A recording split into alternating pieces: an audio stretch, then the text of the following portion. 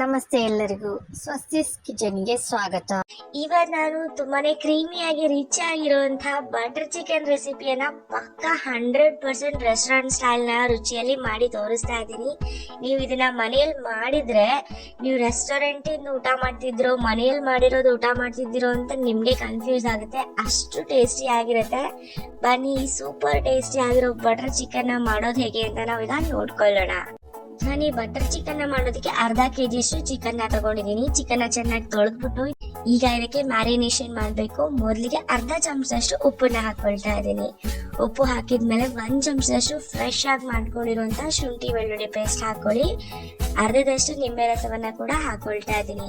ಈ 3 ಪದಾರ್ಥಗಳನ್ನ ಹಾಕಿದ್ಮೇಲೆ ನಾವು ಚಿಕನ್ಗೆ ಈ 3 ಪದಾರ್ಥಗಳನ್ನ ಚೆನ್ನಾಗಿ ನಾವು ಮಸಾಜ್ ಮಾಡ್ಬೇಕಾಗುತ್ತೆ. ಈ ತರ ಮಾಡೋದ್ರಿಂದ ಚಿಕನ್ ಅಲ್ಲಿರೋ ಹಸಿ ವಾಸನೆ ಎಲ್ಲ ಹೋಗ್ಬಿಡುತ್ತೆ. ನಿಂಬೆಹಣ್ಣು ಹಾಕಿರೋದ್ರಿಂದ ಚಿಕನ್ ಕೂಡ ಸಾಫ್ಟ್ ಆಗುತ್ತೆ. ಈ ತರ ಮಾಡಿದ್ರೆ ಚಿಕನ್ಗೆ ಉಪ್ಪು ಕೂಡ ಚೆನ್ನಾಗಿ ಹಿಡಿಯುತ್ತೆ. ಈಗ 15 ನಿಮಿಷ ಹಾಗೆ ಬಿಟ್ಬಿಡೋಣ. 15 ನಿಮಿಷ ಆದ್ಮೇಲೆ ಉಳಿದಿರೋ ಸಾಮಗ್ರಿ ಹಾಕೊಳ್ಬೇಕು. 1 ಚಮಚದಷ್ಟು ಅಚ್ಚ ಖಾರದ ಪುಡಿ ಹಾಕೊಳ್ತಾ ಇದ್ದೀನಿ. 1/4 ಚಮಚದಷ್ಟು ಅರಿಶಿನ, ಅರ್ಧ ಚಮಚದಷ್ಟು ಧನಿಯಾ ಪುಡಿ, 1/4 ಚಮಚದಷ್ಟು ಜೀರಿಗೆ ಪುಡಿ ಹಾಕೊಳ್ಬೇಕು. 1/4 ಚಮಚ ಸಾಕು. 1/4 ಚಮಚದಷ್ಟು ಕಾಳು ಮೆಣಸಿನ ಪುಡಿ, ಅರ್ಧ ಚಮಚದಷ್ಟು ಗರಂ ಮಸಾಲ ಪುಡಿಯನ್ನ ಹಾಕೊಳ್ತಾ ಇದ್ದೀನಿ. ಈಗ 2 ಚಮಚದಷ್ಟು ಗಟ್ಟಿ ಮೊಸರು ಹಾಕೊಳ್ಬೇಕು. ಮನೆಯಲ್ಲಿರೋ ಮೊಸರನ್ನೇ ಟೀ ಸೋಸು ಸ್ಟ್ರೈನರ್ ಅಲ್ಲಿ ಹಾಕಿಡಿ, ಆಗ ಗಟ್ಟಿ ಮೊಸರು ಸಿಗುತ್ತೆ. 1 ರಿಂದ 1.5 ಚಮಚದಷ್ಟು ಎಣ್ಣೆ ಹಾಕೊಳ್ಬೇಕು. ನೀವು ಅಡುಗೆಗೆ ಬಳಸೋ ಎಣ್ಣೆ ಹಾಕೋದ್ರಿಂದ ಎಲ್ಲಾ ಮಸಾಲೆ ಪದಾರ್ಥಗಳು ಚಿಕನ್ಗೆ ಚೆನ್ನಾಗಿ ಹಿಡಿಯುತ್ತೆ. ಈಗ ಎಲ್ಲವನ್ನ ನಾವು ಚೆನ್ನಾಗಿ ಚಿಕನ್ಗೆ ಹಚ್ಚಿ ಮಸಾಜ್ ಮಾಡ್ಬೇಕಾಗುತ್ತೆ. 5 ನಿಮಿಷ ಎಲ್ಲ ಚಿಕನ್ ಪೀಸಸ್ಗೂ ಚೆನ್ನಾಗಿ ಮಸಾಲೆ ಹಚ್ಕೊಳ್ತಾ ಹೋಗಿ. ಚಿಕನ್ಗೆ ಮಸಾಲೆ ಎಲ್ಲ ಚೆನ್ನಾಗಿ ಹಚ್ಚಿದ್ಮೇಲೆ ಇದನ್ನ ನಾವು ಮ್ಯಾರಿನೇಟ್ ಮಾಡ್ಬೇಕಾಗುತ್ತೆ. ಫ್ರಿಜ್ ನಲ್ಲಿ ತೆಗ್ದು ಇಟ್ಬಿಡಿ. 1 ಗಂಟೆಗಳ ಕಾಲ ತೆಗ್ದಿಟ್ರೆ ಒಳ್ಳೆಯದು. ಸಮಯ ಇಲ್ಲ ಅಂದ್ರೆ ಅರ್ಧ ಗಂಟೆ ಕೂಡ ಇಡ್ಬೋದು. ಫ್ರಿಜ್ ನಲ್ಲೇ ಇಡ್ಬೇಕಂತ ಏನಿಲ್ಲ, ಹೊರಗೆ ಕೂಡ ಇಡ್ಬೋದು. ಹೆಚ್ಚು ಸಮಯ ಇದ್ರೆ 2 ಗಂಟೆ ಕೂಡ ಇಡಿ. ನಾನು 1 ಗಂಟೆಗಳ ಕಾಲ ಇಟ್ಟಿದ್ದೆ. ಚಿಕನ್ ಚೆನ್ನಾಗಿ ಮ್ಯಾರಿನೇಟ್ ಆಗಿದೆ. ಈಗ ಇದನ್ನ ಫ್ರೈ ಮಾಡ್ಕೊಳ್ಳೋಣ. ಫ್ರೈ ಮಾಡೋದಕ್ಕೆ ಒಂದು ಪ್ಯಾನ್ ತಗೊಂಡಿದ್ದೀನಿ. ಇದಕ್ಕೆ 2 ಚಮಚದಷ್ಟು ಬೆಣ್ಣೆ ಹಾಕೊಂಡಿದ್ದೀನಿ. ಬೆಣ್ಣೆಯನ್ನ ಪೂರ್ತಿಯಾಗಿ ಕರಗಿಸ್ಕೊಳ್ಬೇಕು. ಮತ್ತೆ ಪ್ಯಾನ್ ಪೂರ್ತಿ ನಾವು ಬೆಣ್ಣೆಯನ್ನ ಹಚ್ಕೊಳ್ಬೇಕಾಗುತ್ತೆ. ನೋಡಿ ಈ ತರ ಪ್ಯಾನ್ಗೆಲ್ಲ ಬೆಣ್ಣೆ ಹಚ್ಚಿದ್ಮೇಲೆ ಬೆಣ್ಣೆ ಪೂರ್ತಿಯಾಗಿ ಕರಗಿದ್ಮೇಲೆ ನಾವು ಒಂದೊಂದೇ ಪೀಸ್ನ ಪ್ಯಾನ್ ಅಲ್ಲಿ ಇಟ್ಕೊಳ್ತಾ ಹೋಗೋಣ. ಎಲ್ಲಾ ಪೀಸಸ್ ಇಟ್ಕೊಳ್ತಾ ಹೋಗಿ. ಮೊದಲಿಗೆ ಎಷ್ಟು ಪ್ಲೇಸ್ ಆಗುತ್ತೆ ಅಷ್ಟು ಚಿಕನ್ ಪೀಸಸ್ ನ ಹಾಕೊಂಡ್ಬಿಡಿ. ಉಳ್ದಿರೋದಿನ ಮತ್ತೆ ಸ್ವಲ್ಪ ಹೊತ್ತಾದ್ಮೇಲೆ ಸ್ಪೇಸ್ ಆಗುತ್ತೆ, ಆಮೇಲೆ ಇಟ್ಕೊಳ್ಳಿ. ಸುತ್ತ ಬೇಕಿದ್ರೆ 1 ಚಮಚ ಎಣ್ಣೆ ಹಾಕೊಳ್ಳಿ. ನೋಡಿ, ಒಂದ್ಸಲ ಫ್ಲಿಪ್ ಮಾಡಿದ್ಮೇಲೆ ನಮ್ಗೆ ಮತ್ತೆ ಪ್ಲೇಸ್ ಸಿಗುತ್ತೆ. ಅವಾಗ ಉಳ್ದಿರೋ ಪೀಸಸ್ ಕೂಡ ನಾವು ಇಟ್ಕೊಳ್ತಾ ಹೋಗ್ಬೋದು.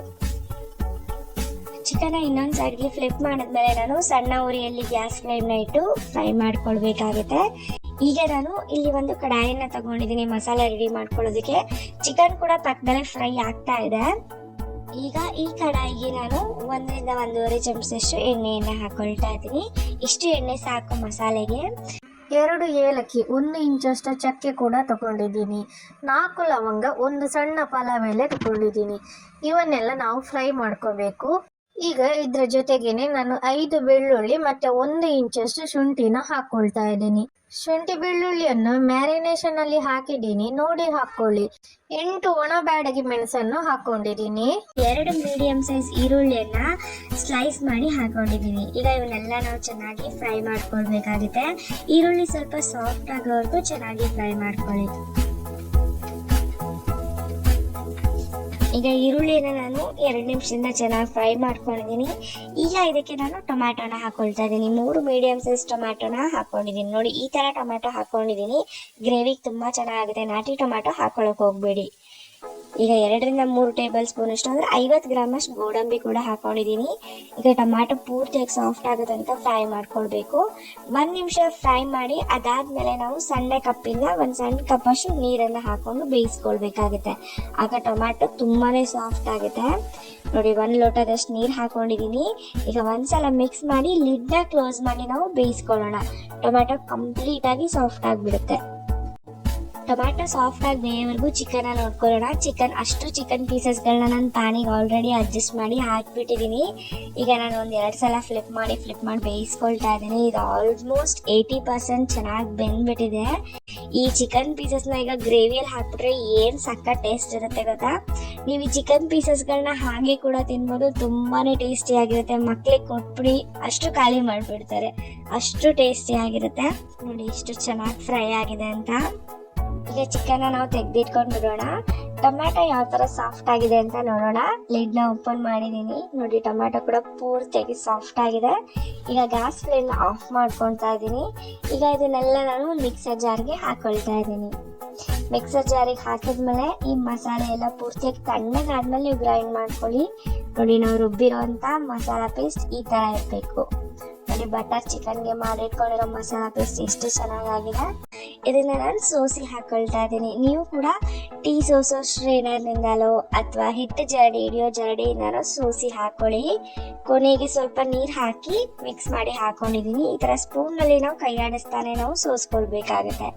ನೋಡಿ ಕೆಳಗಡೆ ಎಂತ ಒಳ್ಳೆ ಸಿಲ್ಕಿ ಆಗಿರೋ ಮಸಾಲೆ ಬೀಳ್ತಾ ಇದೆ ಅಂತ. ರೆಸ್ಟೋರೆಂಟ್ಗಳಲ್ಲೂ ಕೂಡ ಇದೇ ರೀತಿಯಾಗೇನೆ ಮಾಡೋದು. ಕೊನೆಯಲ್ಲಿ ನೋಡಿ ಈ ತರ ಉಳಿದಿರುತ್ತೆ. ಆಗ ನಾವು ಮಿಕ್ಸರ್ ಜಾರ್ನ ತೊಳೆದು ಒಂದು ಅರ್ಧ ಕಪ್ ನೀರು ಹಾಕಿ ಆ ಮಸಾಲೆಯಲ್ಲಿರೋ ಮಸಾಲೆನ ಕೂಡ ಪೂರ್ತಿಯಾಗಿ ನಾವು ಸೋಸಿ ಹಾಕೊಂಡ್ಬಿಡೋಣ. ನೋಡಿ ಇಷ್ಟು ಆ ಟೊಮ್ಯಾಟೊ ಸಿಪ್ಪೆ, ಆ ಮೆಣಸಿನ್ಕಾಯಿ ಸಿಪ್ಪೆ ಎಲ್ಲ ಹಾಗೆ ಉಳ್ಕೊಂಡ್ಬಿಟ್ಟಿದೆ. ಇದನ್ನ ನಾವು ಬಿಸಾಡ್ಬಹುದು. ನೋಡಿ ಎಂತ ಒಳ್ಳೆ ಸಿಲ್ಕಿ ಆಗಿರೋ ಮಸಾಲ ಪೇಸ್ಟ್ ಹಾಕೊಂಡಿದೀನಿ. ರುಬ್ಬಿರೋ ಮಸಾಲೆ ತೆಗೆದಿಟ್ಕೊಳ್ಳಿ. ಕಡಾಯಿಗೆ 2 ಚಮಚದಷ್ಟು ಬೆಣ್ಣೆ ಹಾಕೊಳ್ತಾ ಇದ್ದೀನಿ. ಬೆಣ್ಣೆ ಕರಗ್ತಾ ಇರುವಾಗಲೇ ನಾನು 1 ಚಮಚದಷ್ಟು ಎಣ್ಣೆ ಕೂಡ ಹಾಕೊಳ್ತಾ ಇದ್ದೀನಿ. ಈಗ ಎಣ್ಣೆ ಮತ್ತೆ ಬೆಣ್ಣೆ ಬಿಸಿ ಆಗ್ತಾ ಇರುವಾಗ್ಲೇನೆ 1 ಚಮಚದಷ್ಟು ಅಚ್ಚ ಖಾರದ ಪುಡಿ ಹಾಕೊಳ್ಳೋಣ. ತುಂಬಾ ಒಳ್ಳೆ ಕಲರ್ ಬರುತ್ತೆ. 10-20 ಸೆಕೆಂಡ್ ಅಷ್ಟೇ ಫ್ರೈ ಮಾಡಬೇಕು. ಗ್ಯಾಸನ್ನು ಲೋ ಫ್ಲೇಮಲ್ಲಿ ಇಟ್ಕೊಂಡು ಈಗ ಇದಕ್ಕೆ ನಾನು ಗ್ರೈಂಡ್ ಮಾಡಿ ಇಟ್ಕೊಂಡಿರೋ ಮಸಾಲೆ ಹಾಕೊಳ್ತಾ ಇದ್ದೀನಿ. ಈಗ ಒಂದು ಸಣ್ಣ ಗ್ಲಾಸ್ನಷ್ಟು ನೀರು ಹಾಕೊಳ್ಳೋಣ. ಯಾಕಂದ್ರೆ ಗ್ರೇವಿ ತುಂಬಾ ಗಟ್ಟಿಯಾಗಿ ಅನ್ನಿಸ್ತಿದೆ. ನೀವು ಬೇಕಿದ್ರೆ ಇನ್ನೂ 1 ಗ್ಲಾಸ್ ಕೂಡ ಹಾಕೊಳ್ಬಹುದು. ನಾನು ಆಮೇಲೆ ಹಾಕೊಳ್ತೀನಿ ನೋಡಿ. ಈಗ ಈ ಗ್ರೇವಿ ಕುದಿಯೋದಕ್ಕೆ ಸ್ಟಾರ್ಟ್ ಆದ್ಮೇಲೆ ನಾನು ಚಿಕನ್ ಪೀಸಸ್ನ ಹಾಕೊಳ್ತಾ ಇದ್ದೀನಿ. ಫ್ರೈ ಮಾಡಿ ತೆಗೆದಿಟ್ಕೊಂಡಿರುವಂತ ಚಿಕನ್ ಪೀಸಸ್ನ ಒಂದೊಂದೇ ಹಾಕೊಳ್ತಾ ಹೋಗಿ. ಒಂದ್ರ ಪಕ್ಕ ಹಾಕೊಳ್ತಾ ಹೋಗಿ. ನಾನು ಮ್ಯಾರಿನೇಷನ್ ಅಲ್ಲಿ ಉಪ್ಪು ಹಾಕಿದ್ದೆ, ಹಾಗಾಗಿ ಚಿಕನ್ ಪೀಸ್ಗಳಲ್ಲಿ ಉಪ್ಪಿದೆ, ಗ್ರೇವಿಯಲ್ಲಿ ಉಪ್ಪಿಲ್ಲ. ಒಂದ್ಸಲ ಚೆನ್ನಾಗಿ ಮಿಕ್ಸ್ ಮಾಡಿಕೊಂಡು ಗ್ರೇವಿಗೆ ಎಷ್ಟು ಬೇಕೋ ಅಷ್ಟು ಉಪ್ಪನ್ನ ಇವಾಗಲೇ ಹಾಕೊಂಡ್ಬಿಡಿ. ನಾನು ಈಗ ಅರ್ಧ ಚಮಚದಷ್ಟು ಉಪ್ಪನ್ನ ಹಾಕೊಳ್ತಾ ಇದ್ದೀನಿ. ನೀವು ನಿಮ್ಮ ರುಚಿಗೆ ತಕ್ಕ ಹಾಗೆ ಹಾಕೊಳ್ಳಿ. ಉಪ್ಪನ್ನ ಹಾಕಿದ್ಮೇಲೆ ಮತ್ತೆ ಒಂದು ಅರ್ಧ ಕಪ್ ಅಷ್ಟು ನೀರನ್ನ ಹಾಕೊಂಡಿದ್ದೀನಿ. ಸ್ವಲ್ಪ ಗಟ್ಟಿಯಾಗಿತ್ತು, ಹಾಗಾಗಿ ನೀವು ಕೂಡ ನಿಮ್ಗೆ ಗ್ರೇವಿ ಯಾವ ತರ ಬೇಕೋ ನೋಡಿ ನೀವು ಕನ್ಸಿಸ್ಟೆನ್ಸಿಗೆ ನೀರನ್ನ ಹಾಕಿ ಅಡ್ಜಸ್ಟ್ ಮಾಡ್ಕೊಳ್ಬಹುದು. ಈಗ ಲಿಡ್ನ ಕ್ಲೋಸ್ ಮಾಡಿ ನಾನು 10-15 ನಿಮಿಷ ಬೇಯಿಸ್ಕೊಳ್ತೀನಿ. ಈಗ ಕಂಪ್ಲೀಟ್ ಆಗಿ 15 ನಿಮಿಷ ಆಗಿದೆ. ಬಟರ್ ಚಿಕನ್ ಗ್ರೇವಿ ಕೂಡ ಚೆನ್ನಾಗಿ ಬೆಂದಿದೆ. ಚಿಕನ್ ಪೀಸಸ್ಗಳು ಕೂಡ ಚೆನ್ನಾಗಿ 100% ಬೆಂದಿದೆ.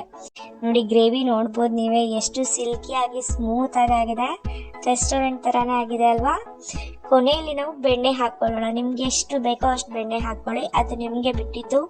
ಕಡಿಮೆ ಬೇಕಿದ್ರು ಹಾಕೊಳ್ಬಹುದು, ಜಾಸ್ತಿ ಬೇಕಿದ್ರು ಹಾಕೊಳ್ಬಹುದು. ನಾನೊಂದು 2 ಚಮಚ ಹಾಕೊಂಡಿದೀನಿ. ಕಸೂರಿ ಮೇಥಿ ಕೂಡ ಹಾಕೊಳ್ತಾ ಇದ್ದೀನಿ 1 ಚಮಚದಷ್ಟು. ಕೊನೆಯಲ್ಲಿ ಫ್ರೆಶ್ ಕ್ರೀಮ್ನ ನಾನು ತಂದು ಹಾಕೊಳ್ತಾ ಇದ್ದೀನಿ. ನೀವು ಫ್ರೆಶ್ ಕ್ರೀಮ್ ಇಲ್ಲ ಅಂದ್ರೆ 1 ಲೀಟರ್ ಹಾಲಲ್ಲಿ ಬರೋ ಕೆನೆಯನ್ನ ಸ್ವಲ್ಪ ಹಾಲು ಹಾಕಿ ಗ್ರೈಂಡ್ ಮಾಡಿ ಅದನ್ನು ಕೂಡ ಹಾಕೊಳ್ಬಹುದು. ತುಂಬಾ ಚೆನ್ನಾಗುತ್ತೆ. ನೀವು ಫ್ರೆಶ್ ಕ್ರೀಮ್ ಕೂಡ ಯೂಸ್ ಮಾಡೋದು, ಹಾಲಿನ ಕೆನೆನ ಗ್ರೈಂಡ್ ಮಾಡಿ ಕೂಡ ಯೂಸ್ ಮಾಡ್ಕೊಳ್ಬಹುದು. ನೋಡಿ ಈಗ ನೋಡೋದಕ್ಕೆ ಕೂಡ ಎಷ್ಟು ಚೆನ್ನಾಗಿ ಕಾಣ್ತಾ ಇದೆ. ಪಕ್ಕ ರೆಸ್ಟೋರೆಂಟ್ ತರಾನೇ ಆಗಿದೆ ಅಲ್ವಾ. ನಿಮಗೆಲ್ಲರಿಗೂ ಇವತ್ತು ನಾನು ತೋರಿಸಿರೋ ರೆಸಿಪಿ ಇಷ್ಟ ಆಗಿದೆ ಅಂತ ಅನ್ಕೊಳ್ತೀನಿ. ಇಷ್ಟ ಆಗಿದ್ರೆ ಸ್ವಸ್ತಿಸ್ ಕಿಚನ್ ಚಾನಲ್ಗೆ ಒಂದು ಲೈಕ್ ಮಾಡಿ, ಹಾಗೆ ಸಬ್ಸ್ಕ್ರೈಬ್ ಮಾಡಿ. ನಾನೀಗ ಇದನ್ನ ಒಂದು ಬೌಲ್ಗೆ ಸರ್ವ್ ಮಾಡ್ಕೊಳ್ತಾ ಇದ್ದೀನಿ. ನೀವೇ ನೋಡ್ಬೋದು ಎಷ್ಟು ಚೆನ್ನಾಗಿ ಕಾಣ್ತಾ ಇದೆ ನೋಡಿ. ರೆಸ್ಟೋರೆಂಟ್ನಲ್ಲೂ ಕೂಡ ಇಷ್ಟು ಟೇಸ್ಟಿ ಆಗಿರೋ ಬಟರ್ ಚಿಕನ್ ಸಿಗೋದಿಲ್ಲ ನಿಮಗೆ. ನೀವು ಒಂದ್ಸಲ ಟ್ರೈ ಮಾಡಿ ನೋಡಿ. ಮನೆಯಲ್ಲಿ ಇರೋರೆಲ್ಲ ನಿಮ್ಮನ್ನ ಹೊಗಳಿ ಇಡೋರಂತೂ ಖಂಡಿತ. ಅಷ್ಟು ಟೇಸ್ಟಿ ಆಗಿರುತ್ತೆ. ಗ್ರೇವಿಯ ರಿಚ್ನೆಸ್ಸು, ಆ ಕ್ರೀಮಿ ಟೇಸ್ಟು ನಿಮಗೆ ತಿಂದ್ಮೇಲೆ ಗೊತ್ತಾಗೋದು. ಖಂಡಿತವಾಗ್ಲೂ ಒಂದು ವೀಕೆಂಡ್ ಟ್ರೈ ಮಾಡಿ ನೋಡಿ. ಈ restaurant style butter chicken recipe ನಿಮಗೆ ಇಷ್ಟ ಆಗಿದ್ರೆ ನಿಮ್ಮ ಫ್ಯಾಮಿಲಿ ಫ್ರೆಂಡ್ಸ್ ಜೊತೆಗೆ ಕೂಡ ಶೇರ್ ಮಾಡ್ಕೊಳ್ಳಿ. ಆಗ ಅವರು ಕೂಡ ಟ್ರೈ ಮಾಡಿ ಎಂಜಾಯ್ ಮಾಡ್ಬೋದು. ನಮ್ಮ ಚಾನಲ್ನ ಇನ್ನೂವರೆಗೂ ಸಬ್ಸ್ಕ್ರೈಬ್ ಮಾಡಿಲ್ಲ ಅಂದರೆ ಬೇಗ ಸಬ್ಸ್ಕ್ರೈಬ್ ಮಾಡ್ಕೊಂಬಿಡಿ. ನಾನು ಮುಂದಿನ ವಿಡಿಯೋದಲ್ಲಿ ಹೊಸ ರೆಸಿಪಿಯೊಂದಿಗೆ ಭೇಟಿ ಆಗ್ತೀನಿ. ಇವತ್ತಿನ ಈ ವಿಡಿಯೋ ನೋಡಿದ್ದಕ್ಕಾಗಿ ಧನ್ಯವಾದಗಳು.